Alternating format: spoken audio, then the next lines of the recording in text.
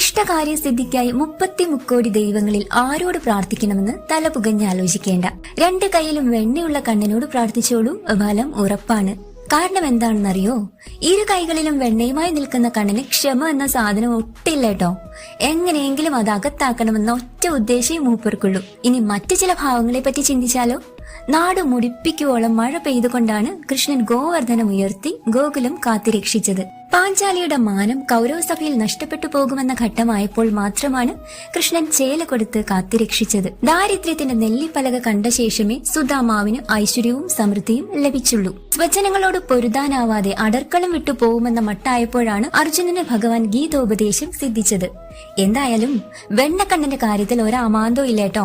നമ്മളെ കളിപ്പിക്കാനോ നമ്മൾ ചോദിക്കുന്നതിലെ ന്യായം പരിശോധിക്കാൻ ഒന്നും മൂപ്പർക്ക് സമയമില്ല. വെണ്ണ ഉണ്ണണമെന്ന് മാത്രമാണ് ആ സമയം ചിന്ത. എന്ത് വേണേലും ആ സമയത്ത് ചോദിച്ചോളൂ. മുഴുമിപ്പിക്കുന്നതിന് മുന്നേ